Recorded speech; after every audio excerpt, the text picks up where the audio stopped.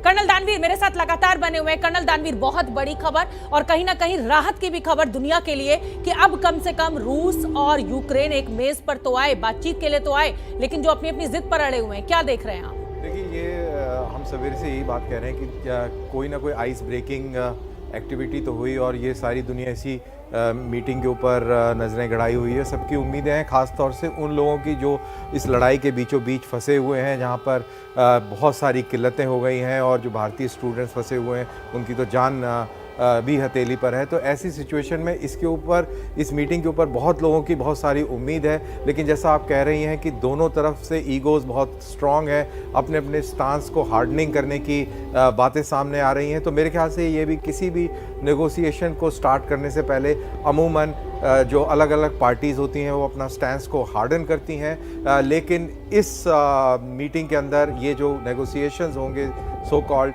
इसके अंदर ये है कि रशिया का पल्ला बहुत भारी है। बस और मैं आपसे यही कहने वाली थी कि भाई आप शर्त तो तब रखेंगे ना जब आप इस स्थिति में हो। रशिया जो है वो लगभग 80% यूक्रेन पर कब्जा कर चुका है, कीव तक सेनाएं पहुंच चुकी हैं। ऐसे में यूक्रेन इस स्थिति में कहां है कि वो कोई नेगोशिएट करे। अब तो ऐसा लग रहा है कि रशिया की मनमानी जो है उसी पर रशिया आगे बढ़ेगा, जिस तरीके से पुतिन का रवैया है। और अब तो आप देख ही रहे कि न्यूक्लियर अपनी जो डिस्ट्रेस फोर्स है उसको भी उन्होंने एक्शन में ला दिया है। देखिए, किसी भी युद्ध के अंदर एक जस्टनेस होती है, जस्टनेस ऑफ वॉर जिसके पास होता है उसके पास मॉरल विक्ट्री रहती है हमेशा, या मॉरल हाई ग्राउंड रहता है। इस समय जस्टनेस ऑफ वॉर यूक्रेन के फेवर में है और मॉरल हाई ग्राउंड पे यूक्रेन है।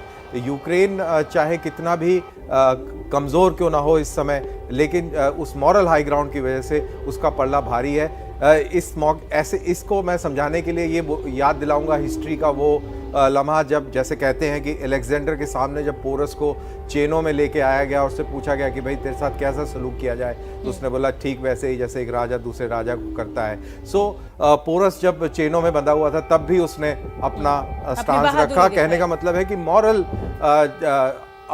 जिसका हाई ग्राउंड होता है उसकी जस्टनेस और उसका प्लेटफॉर्म बिल्कुल डिफरेंट होता है। बिल्कुल, तस्वीरें भी लगातार हम आपको दिखा रहे हैं। यूक्रेन का प्रतिनिधिमंडल बातचीत करने के लिए बेलारूस पहुंचा है। बेलारूस में ही रूस और यूक्रेन इस समय एक मेज पर हैं, बातचीत चल रही है।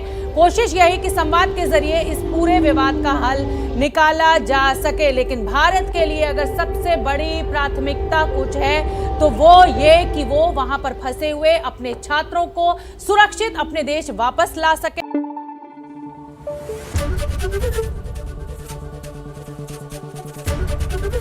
एबीपी न्यूज आपको रखे आगे।